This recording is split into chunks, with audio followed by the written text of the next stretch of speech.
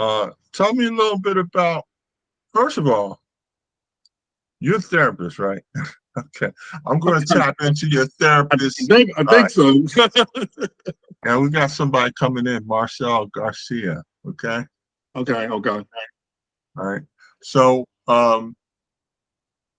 when you think of fatherhood, what do you think of? We got somebody in. Marcel Garcia is joining us. Hey, what's Can you going hear? on, man? Thanks for checking in with us today. His mic might be muted. Okay, it's all good. It's all good. Hey, there you go. Hey, thanks for Hey, checking in with brother. us today.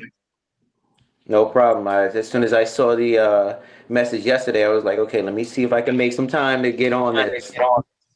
Okay. I hear that. I hear that. So, we're gonna be just chopping it up. Like this is like I was sharing a little bit if people didn't get a chance to dissect. People don't read anymore. That this Yeah, is not therapy. So like this is not a therapy session. This is not a supplement for therapy. This is basically a forum. It's a podcast where today's discussion we're going to just be talking a little bit about fatherhood, and I have some really interesting questions. To just first off, we not going to be letting society tell us what it means to be for fathers. We need to reclaim that for ourselves. We're going to stop letting absolutely. society. Let's cue that up, Dougie. We're going to stop letting society, and we're going to stop letting other people tell us what it means to be a father. So I wanted to just reclaim some of that for ourselves with fostering this discussion about fatherhood, especially in the month of June, where sometimes fathers get forgotten. Absolutely. I think we don't Okay. realize how new social media is and how we can get into it and how it's telling us things all the time, constantly pressing things in our ears, sometimes to the left, sometimes to the right. And we just listen. And we don't realize how that's suggesting to us how to think, you know? Yeah. So yeah, that's a good point. We definitely need to define what fatherhood is for ourselves because there's too many talking heads out there. Yeah. Everybody I thinks agree. they're an expert. Yeah. Everybody thinks they're an expert. And I think when it comes to the concept of it, I think is more of a personalized construct where you can have a general sense of what it means to be a father because being a father, if you look at the operational definition, um, means that you have children, right? So it means that you have sired a child. You have sired a child when you look at Webster's definition of a father, right? That's what it means to be a father. Now, when we're talking about fatherhood is the applied practice of raising that child, right? So when we think about fatherhood, what I wanted to have a discussion about is like, well, what does that mean to all of you? Like, what does it mean? What does fatherhood mean to you? Like, what goes into the applied practice of what it means to raise a child? Mm. And I see you Yeah, nodding your head. I see you nodding your head, Marcel. So tell I me, was like, getting ready to add. you tell me a little bit about that. So one thing that I personally believe that fatherhood would the applied effect, as you said, is to actually be being present in your child's life, being there, being active. When he asks daddy, are you coming here or can you go here? Especially when they have events or anything like that, you are there. Because the one thing that kids um, would remember the most about their childhood is that my father was there. Mm, I remember him being there for this. He's always there. Where sometimes nowadays you don't see that too much.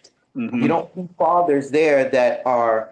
You don't see children talk about their dads. I go to his school often. Thankfully, he's out. My son is out. The other day he had his last day, but I was there for his last day, hmm and I noticed that the teachers and the faculty always say mom, mom, hmm mom. You don't hear too much dad. Yes, we are working. Yes, we are there, but it kind of struck a chord with me. Yeah. Like, where are the fathers? Why am I one of the very few that are there? Yeah, They You know, know that a lot of the other kids know me because I'm there. yeah, yeah, that's an interesting Yeah. term. You said fatherhood, Right. right? When I grew up in my hood, that's Mhm. the thing that you saw. There wasn't a lot of fathers in the hood. yeah, All the guys I played with when we were young, we didn't have fathers in the house. I only remember one guy who had a father in the house. And Mm. and he was crippled. He couldn't even come out of the house. yeah, So yeah, thinking about fatherhood, I just didn't have the same perception about fathers that, maybe somebody would have had a full-time father in the house growing up. yeah. I'm no, but I think Marcel made an interesting point about fatherhood, and part of what it means when we think about that concept is to be present. Because sometimes you got fathers that's present, but are you present in a meaningful way?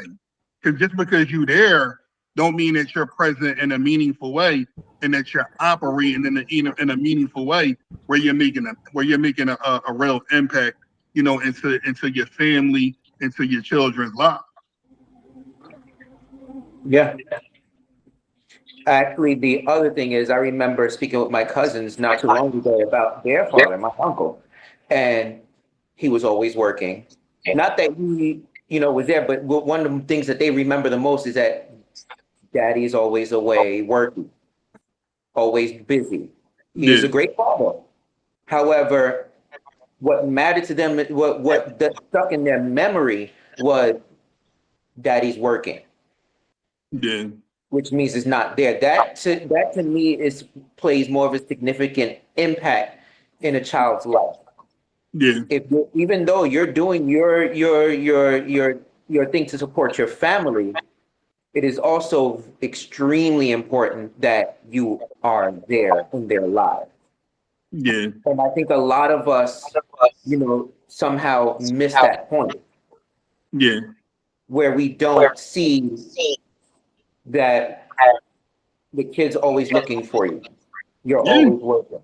You're yeah, not taking the time out because you're out there grinding. You're out there working. You're doing a great deed for your family, but you often lose the balance. Where it's like, okay, daddy, where are you? How come you're not here? And how come you're not home? Once they start asking those questions, to me, that's a red flag. yeah. I mean, but You I gotta think really, what I hear a lot of fathers say though, like I think what some folks will indicate is like, yo, like I'm not here.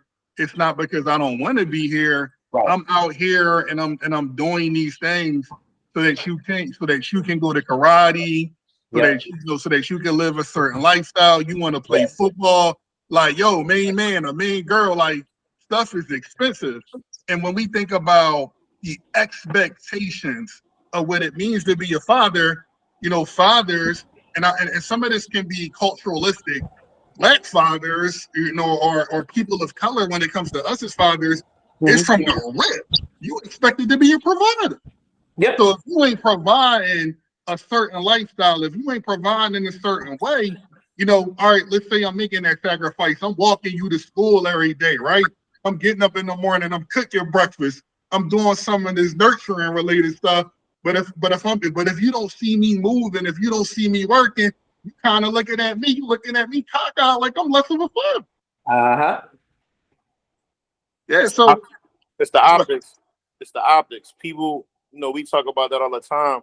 Too many people are too concerned about the optics of how it looked versus the quality of what's actually being done. And unfortunately, children aren't held to the same standard. A 5-year-old, a 10-year-old, 11-year-old, they see the optics and they understand it a certain type of way because they got a 10-year-old's brain. Whereas some of the adults, for whatever reason, one reason or another, they're 30, they're 35, they're 40, age they are, and some of them, haven't graduated type of mentality, whether it be a man or a woman, they see the optics and say, well, why aren't you doing this? As Marcel was saying, where's this person and the optics of how it looks? But if you actually speak to people, whether you speak to the children at a young age, whether you speak to them as an adult and say, well, What was, all right, you're 20 years old now. What you thought about your father at 10 may not be what you think about your father at 20. Or when you speak to the mother or the grandmother or the aunt of these different people, the optics of it may look a certain way, and different people don't say anything for different reasons. But there's a lot of work being done, as Marcel was saying, in the background that you may not see it. That doesn't mean the work isn't getting done or it's not as important. Even like what you said, Jermaine, where I'm not looking for a pat on the back because I made breakfast in the morning, but that's still me being a father. I'm not looking for a pat on the back because I walked my children to school. That's a part of me being a father, just as much as going to work to make sure that the lights stay on and that the rent get paid and so forth and so on to the end of it. But the optics of it, for whatever reason, is more just what people want to judge off of it and the quality of what's actually being done. Yeah. Now, there's two parents clearly, that play a role. There's a mother and a father. But like, do fathers get held to a different standard, when it comes to some of those things? Like, what do we think about that? Like, do you think that fathers are expected to be more of a provider and less of a nurturer? Or, are fathers expected, to play a balanced role when it comes to, like, navigating and participating in the upbringing of being a father, of being a parent?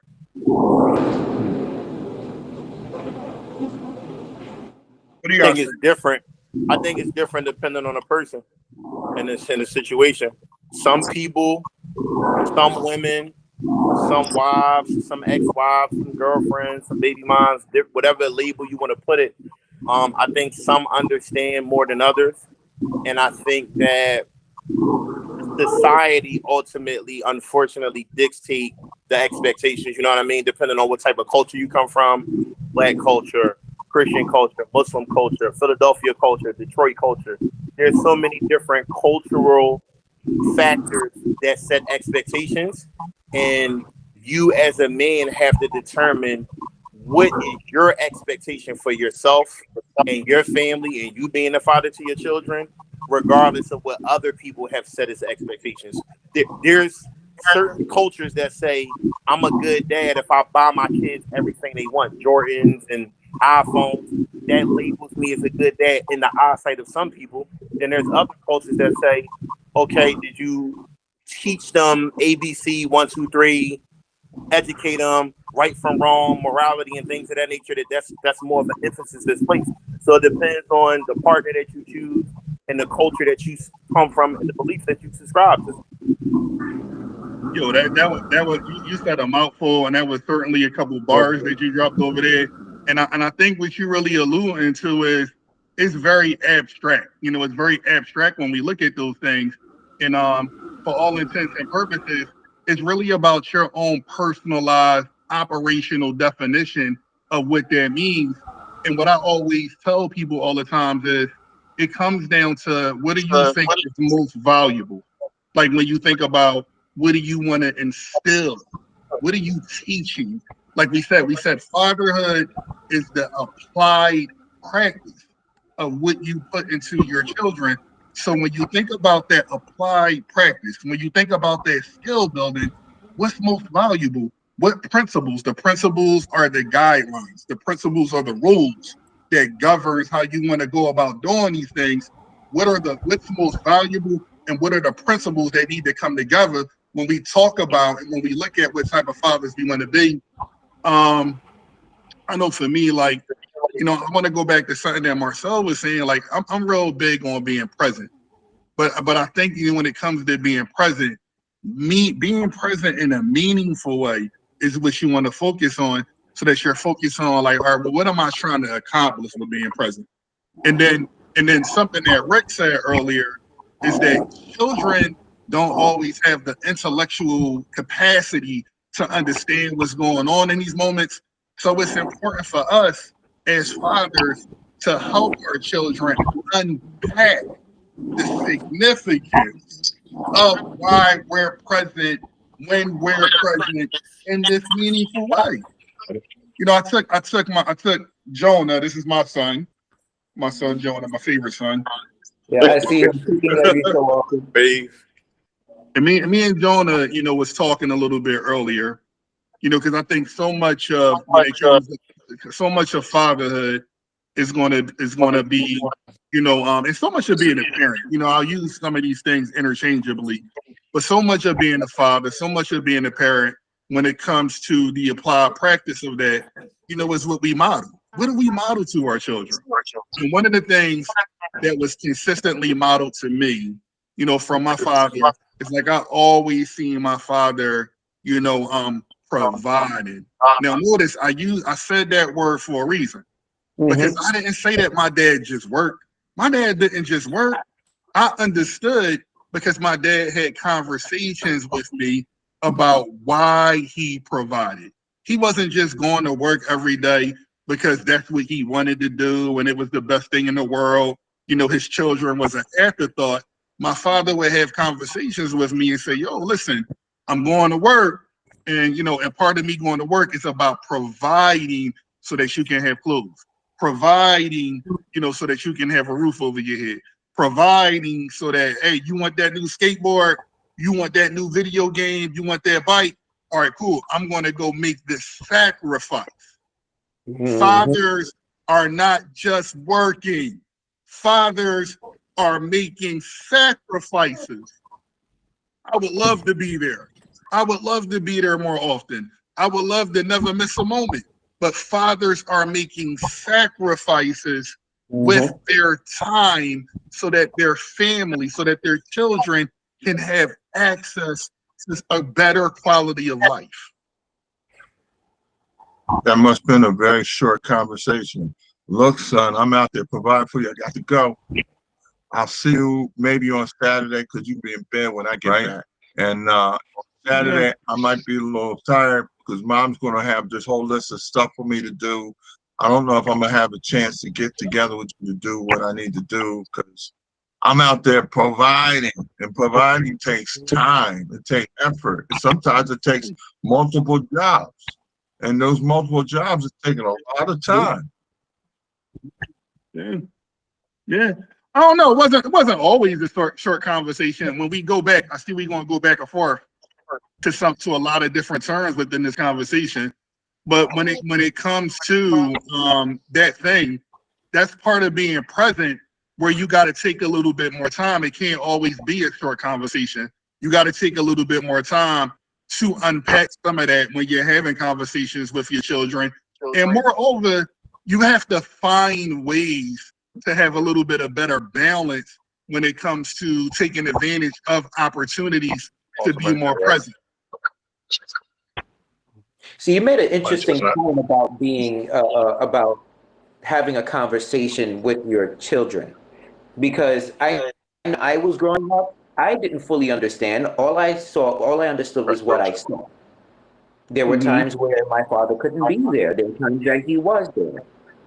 And then when I when I'm moving forward into the now, I see myself where I can be there for my son, but the best thing to do is to have that conversation so that way he can understand as best as possible that daddy's out doing this because of this.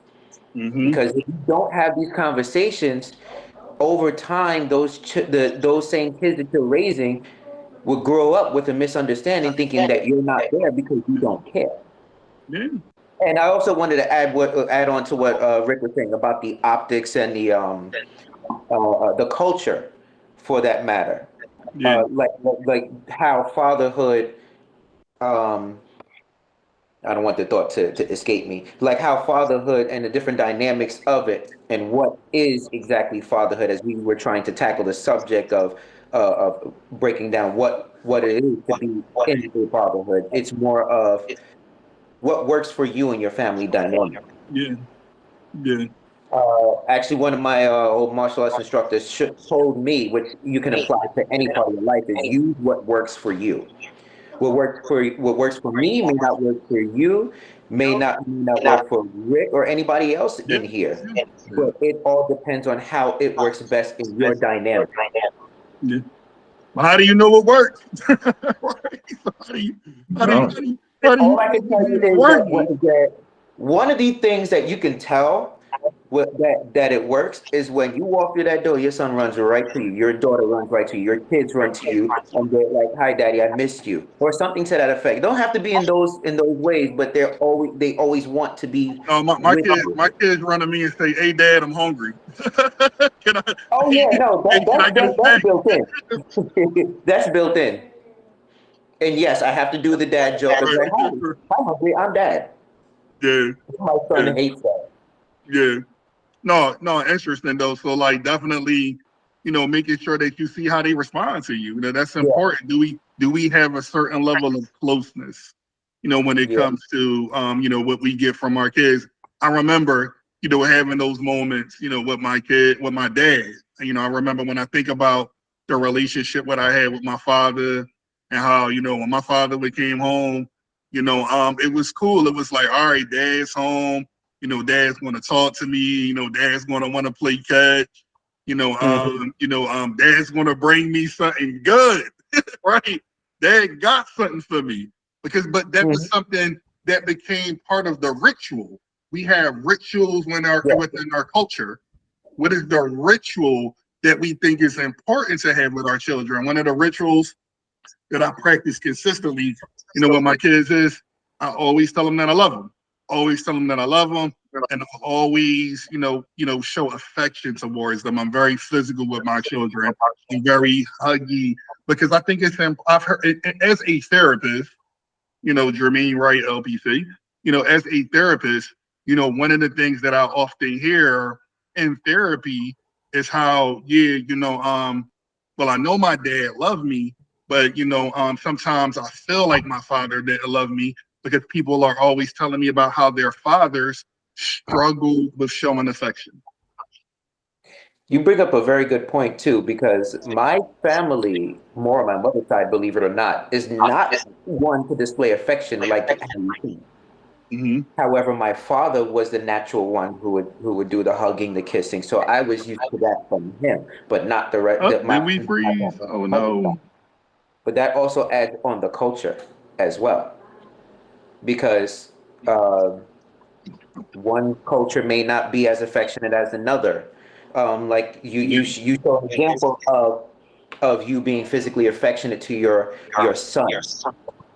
I can tell you right now that if I go out that door and I go to work, my son will call me seconds later and like, "Daddy, you did not kiss me before you left." Yeah, It's almost instant.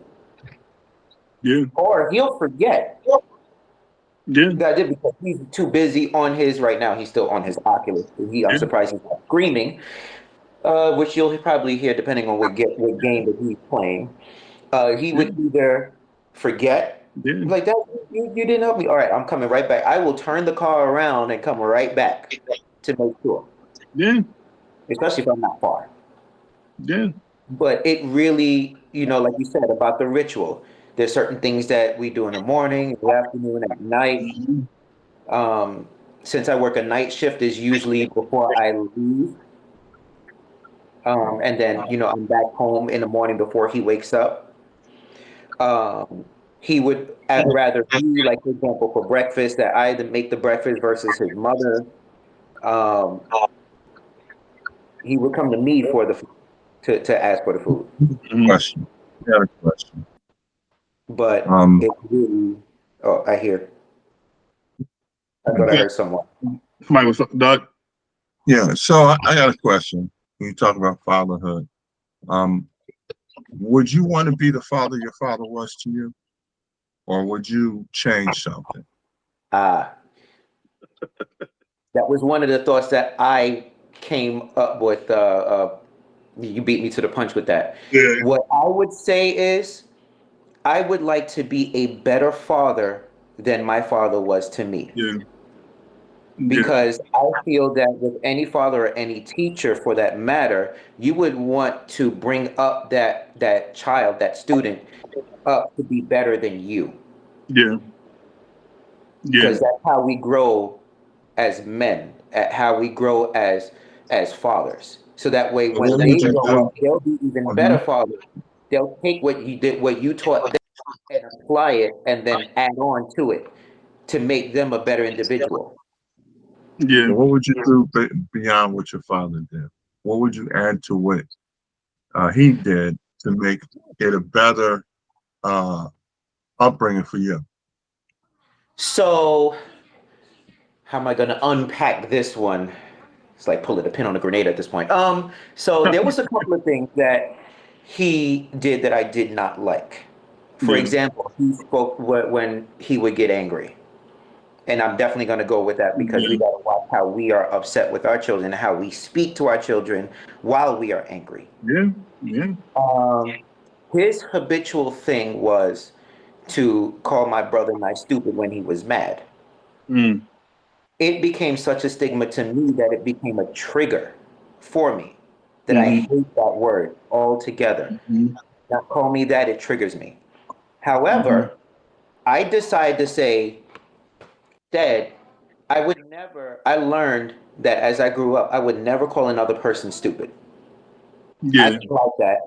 And I decided that I'm going to learn as much as I can about everything so that way there would not be any way of anyone falling along those lines of calling me stupid ever again in my entire life. So what I did was do words of affirmation for my son. Mm. You're smart. You're Mm-hmm. genius. All of these different things. So Speak that it way, life. he would never, ever, ever think for one point or another that he would feel that he would be stupid. Whether he struggles with his math test, his other Yeah. different things that he's doing that I will never be able to do this. No, no, no. We don't do that in this house. Yeah. You know you can do it. You are smarter than me than at than I was at your age. Mm-hmm. And I'll tell you one thing, the way these kids are growing up, it is terrifying how smart and how quick they acquire information. Yeah. Where to the They're very point where we have a efficient. conversation, I have to look at Google and be like, wait, hold on, let me cross-reference this. Yeah. Yeah, They're but we very So learned I all would they're, never do it. they're, That's just one they're, tidbit, one tiny little thing that I would we learned a that I lot am doing along to the way. change that. I mean, we learned a lot along the way. It wasn't Yeah, like our parents and our fathers knew exactly how to talk to us right. therapeutically or yeah. whatever. I've been called stupid too by my mother. You know, I never recalled that being called stupid by my father. But you know, that was not a unknown thing. You know, now we might say, well, what you did was stupid. But Yeah. back in the day, it was more common to say, don't be stupid. You're doing Yeah, something very yeah, stupid. And then through time, we learned that we got to monitor what we say Yeah. to the kids. So now when we look back on what our parents said, we're like, oh yeah, we can improve on that. But yep, that's just how that time was. I don't think that I was hurt by that, by being called stupid. I didn't, and somehow I didn't internalize that. Yeah, but But that, sometimes, over a period of time, when you hear more of that thing than you hear more of the positive affirmations, people will internalize, right? And sometimes you may not react to it in a moment, but but it affects it affects you subconsciously. So when yeah, something is affecting you subconsciously, it may affect how you interface with society. It may affect your motivation to say, like, you know what, maybe I should try chess. Maybe I could be a good chess player.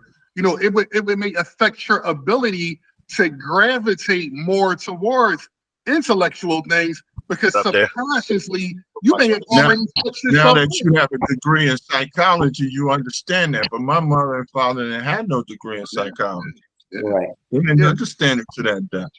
Well, hold on. Let's go back to something Rick said earlier because this was really spot on. And the point that Rick made was he said when you're a child, you have one perception of your Yeah, father, and yeah, then when you get older and you mature, if you mature anyway, because some people I don't know, your maturity is stagnated a little bit. But when you mature to a certain point, you learn to have a different perspective of your father because now you've been through things. You have more right. life experience and you learn to come to a point of understanding that your father was doing the best that they could based on what they knew how to do at that time.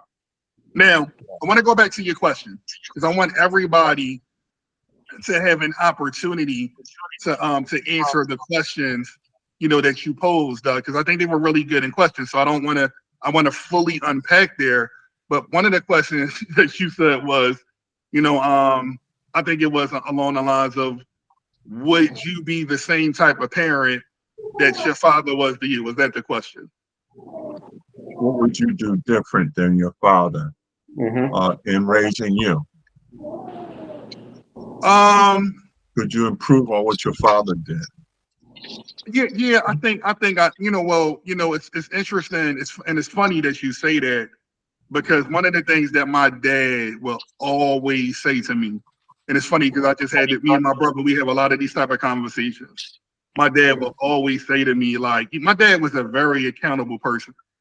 So one of the things that I appreciate about my father was that my father was very vulnerable with me, and that my father was very accountable. Now, that being said, the thing that I would do different, and that I am doing differently, is that I'm very aware of what I need to model to my children. Because my dad would say all the right things and was very intelligent and knew all the proper things to do, but he just didn't handle things in the best way. And I think my father, would just bottle a lot of things up, and would try to use like substances, to cope with a lot of what he was feeling. So that's what I do differently. A lot of what I do differently is I don't take everything on by myself. I recognize the importance of practicing collectivist values. I recognize the importance of understanding that you're only as good as your team. You know what I mean? Nobody gets through life and nobody does anything all by themselves. So if I'm looking at myself like I gotta be Superman and I gotta take on all these different things, I gotta remember that Superman got the whole Justice League that he could call on, right? And then the other byproduct of that is that when it comes to your team, you gotta know how to utilize your team effectively, because you can't rely on everybody for everything.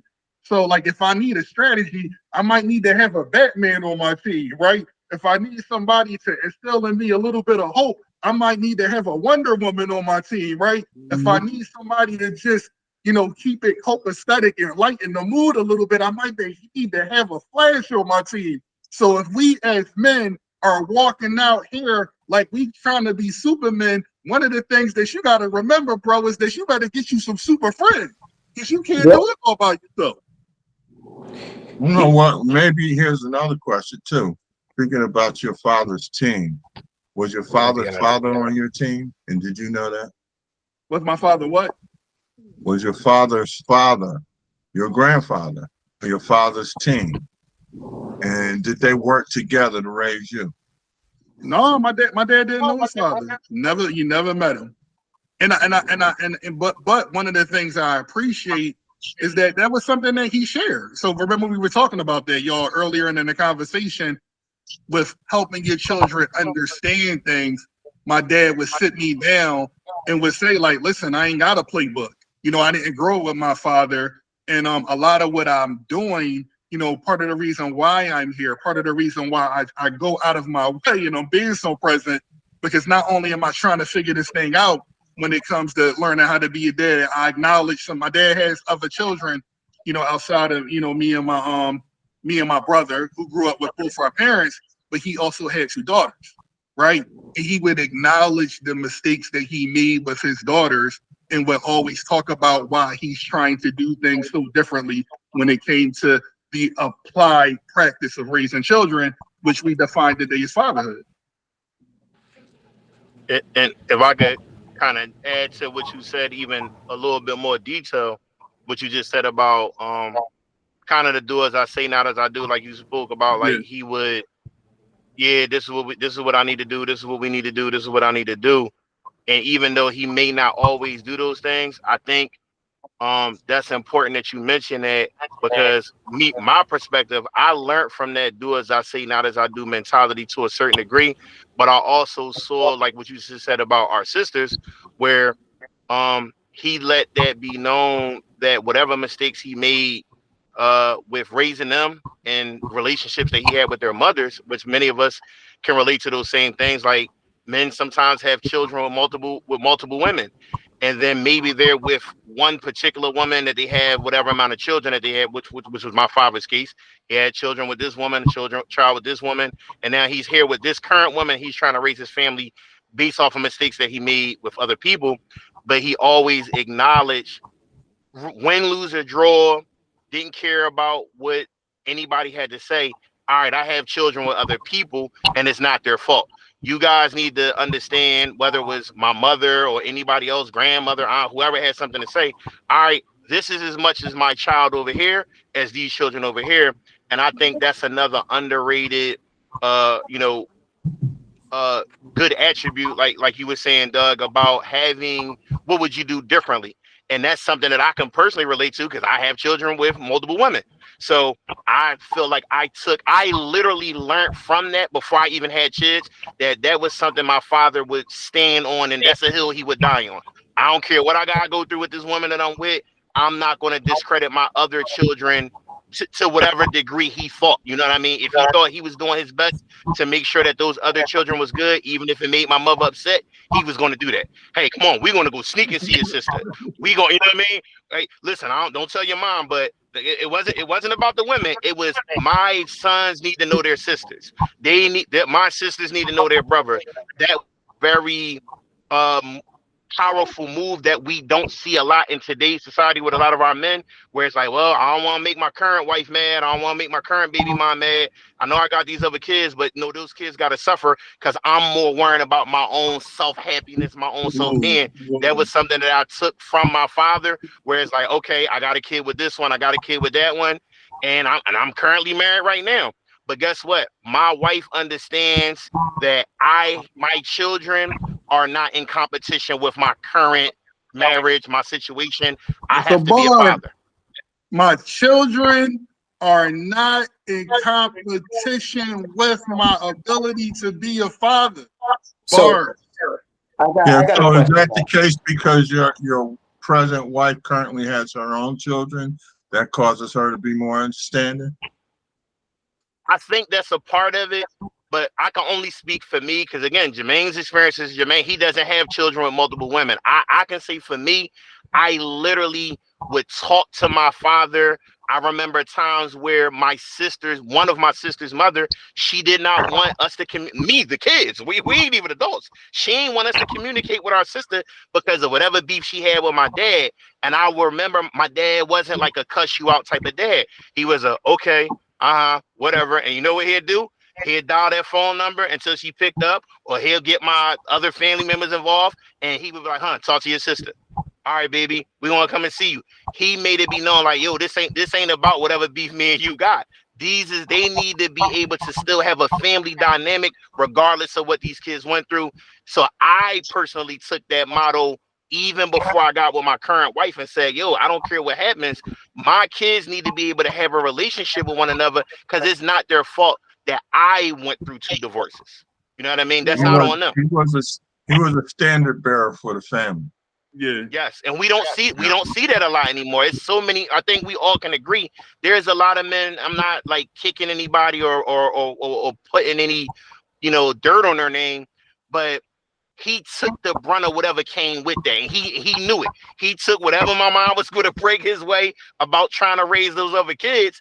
And I can relate to that. I've gotten a little bit of, all right, you gotta do this with your kids. No, like it ain't like before I even met my wife, she got to meet my kids. She got to see me interact with my kids. So this ain't me, as we say, getting brand new, because it's like, oh, now you want to kind of do with your kids. No, if you cool with this now, before we get together, while we dating or whatever you want to call it, this ain't going to change. I'm not it's birthday, I want to be dad. It's Christmas, it's prime, I want to be dad. No, I'm dad 24/7, even if they're not around.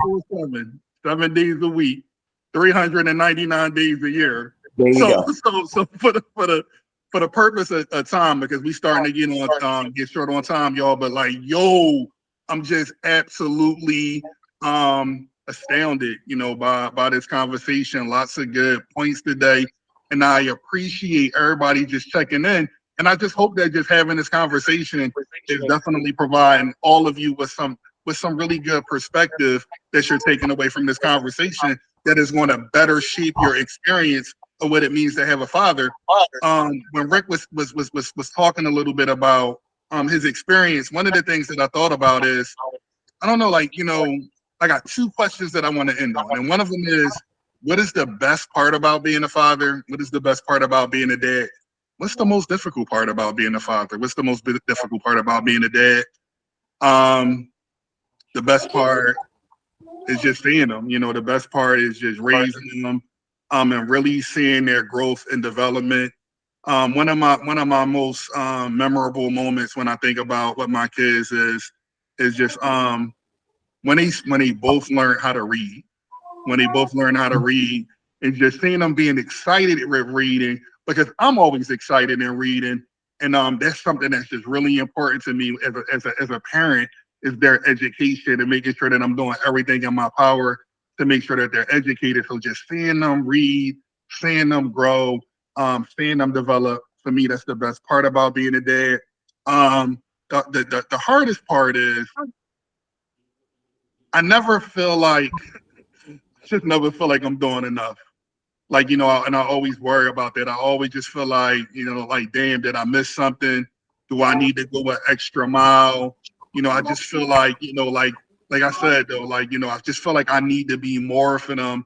And, you know, and as we continue to have this conversation, because in some of the future conversations, we'll probably be talking a little bit about trauma.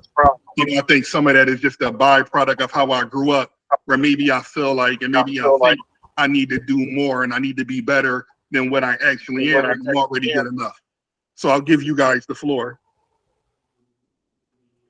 You make a very good point there. All right, Larry, you got Marcel and Larry.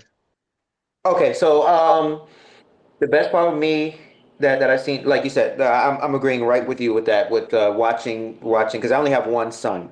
The way he has grown to all of his achievements. The biggest thing that really was when I watched him take his first steps, and I recorded it, and it was an all of a sudden kind of thing where it's like, wow, just watching him just grow into this young man that he has become. He just finished fourth grade, going into the fifth grade. We did so much for him and his friends and everything. It kind of got me choked up because he became. I know he's growing. He's getting smarter, and now it's fun to um, try to keep up with how he's developing. And to me, the hardest thing is more so of I guess you could say being adequate. Like you said, like, are you doing enough? What mistakes are you making? I often question myself about that a lot. And I just want to make sure that the best father to him that I could ever be. That's real. That's real. Larry, Yeah, here you go. great, Larry. Hey, good afternoon, everyone. What's up? And Jermaine, thanks for the invitation. I don't know. I'm getting some message on my screen. I'm sorry. So I think for me the best part is the relationships, and my daughters are adults. So just seeing that relationship change over time is amazing. I've enjoyed conversations. You know, I like the fact that they can pick on me now as adults, you know, and that we can laugh. You know, knowing that just a few short years ago, you know, if they had picked on me, maybe I wouldn't have found it so funny, you know, so that kind of thing, that change in relationships. And I think the hardest part is not being hypocritical. Like, you know, I often think about the things that I get upset about with my daughters, and then I think about, well, you know, I'm sure I've upset God, my heavenly Father, the same way. You know, I grew up with my stepfather, not so much my biological father. So my first thought is, you know, how God sees me, you know, and anytime I get upset with them, I'm like, oh, well, wait a minute, you know, I better be gracious to them, or I better try my best to be gracious like my Heavenly Father is gracious to me. So those are my answers. Yeah, I mean, it's so true. Especially when you think about the change in those relationships and how cool it is to see that, right? To see their growth and their development. And I definitely dig you with just being mindful of being able to. What I always say is empathy. You know, being like, all right, Dad, you know, we're not jumping down their throat with the how could you do that, but we're actually allowing ourselves to see it from the other person's perspective and having a greater degree of empathy for our children as they develop and sometimes struggle within their development. Spot on. Love it. Who's next? So the thing I, that I marvel at throughout my children's growth, I have a son and a daughter. They're adults now. One's 29 and the other one is 25. Is the milestones that I witnessed. The first big milestone for me was the first graduation. The first significant graduation was middle school. Okay, he could compete with the kids. Okay, if he could compete with the kids, then he's on target, right? And then high school. I was looking forward to high school graduation. When he graduated high school, I was really pumped about that. He was like, just high school. Everybody graduated from high school. But then the most major significant milestone is now what? You know, Yeah. when you raise your kids, you want to raise them to hopefully, you know, be able to handle things as an adult and be able to take it from here. And for you to know they got it from here. And although my daughter was all straight A's, so I had no worries about her in school. And she eventually got out and got a job, and she's paying for her own right now. But my son was not really into school. He just did what he needed to do. And then when he got out of school, it was like, what do you do now? My concern was, you know, is he going to get some kind of career that he can sustain himself and a family? Mm-hmm. And that was really concerning me. That was really kind of plaguing me, you know, because he had these kind of menial jobs. And he said he wanted something big. And I'm like, Yeah. okay, he wanted to be an EMT. I'm like, wow, that's like school again. You gonna do that? And he said, yeah, I'm gonna do that. Why not? And in my mind, I'm starting to think, wow, if you struggle with studying and stuff like that, you're gonna pass this exam. I was really worried about it. And he passed. Yeah. He passed. Yeah. I mean, that was the biggest thing that blew my mind, because when he got his EMT certification, I knew he could have an income to manage himself and possibly move on and get a family. But then when he showed me that first check, it was bigger than my check when I had 2 degrees. Now, let me hold Like, okay, he got it. He got it. I'm cool now because he know how to make some money. Yeah. I'm like now you could go ahead and buy some tickets to the Eagles game. What's up? Yeah. Yeah. What was the 2 questions you asked again, Jermaine? What was the 2 questions? What's the best part about being a dad, and what's the hardest part? I think the best part for me is you know, when you never did something before, you don't know what's gonna happen. So I got a 7-year-old and a 4-year-old. So 8 years ago I wasn't a father. I didn't know if I could be a father. You know, there was part of the reason why I waited until I was a little bit older, because I knew that I knew I wasn't ready to be a father at 19, 20, 21, 22, and so forth and so on. And I purposely waited until I felt that I could, but I never knew that I could until I did it. And to now have a 7 and a 4-year-old, and from my standard that I set for myself, you know, basics, you know, they're healthy. They got a roof over their head. We got food on the table, you know, just regular stuff. They seem to be thriving and going in the direction that they need to go in to, you know, reach adulthood, you know, with God's grace. So I feel like that's the best part for me, to know, like, okay, I did something that terrified me and scared me. I didn't know if I was going to be able to do it, but seeing them be productive and happy and all of those things every day says, okay, looks like you getting it right. Because like you said, Jermaine, it don't come with a playbook. It don't come with a manual. I didn't know if I could do it, but seeing them have a good life, or what they deem to be a good life, is not what I deem. They seem like they enjoy living underneath of my roof and just being here. So that lets me know, okay, I feel like I'm doing it right. So that's the best thing for me. Worst thing is kind of a little bit what Doug said. None of us know when we're gonna die. You know, we're all in line to die one day, today, tomorrow, next week, next year.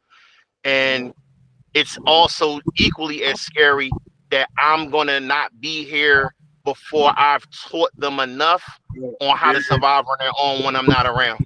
So that's the worst part for me because I think about it not to a degree where I let it bother me and stress me out, but it's a real thought in my mind because again, stuff happens. You get cancer, have a heart attack, get in a car crash, anything can happen. And I feel like my number one job as a parent is to teach my children how to survive when I'm no longer here. I have to teach them how to make good decisions. What's a good decision? What's a bad decision? How do you take care of yourself? What should you prioritize? What's something that you could put on the back burner and to the end of it? And we as parents, we as fathers, we have to be able, or we should try to teach these things to our children as much as early as possible, as often as possible, because we know we're not going to be there. For those of you guys who have adult children, like Doug, where you're like, okay, I got 29 to 25, I saw the progress from here to there, EMT. That's where I hope to get to, and then I feel like that part of me, I can breathe easy. But for now, 7 and 4. So it's like, all right, is God gonna bless me long enough to stay on this earth to teach him those things? Yo, bro, that was profound. You a therapist, man? Which is like A therapist, man. You might not officially. Unofficially, yes.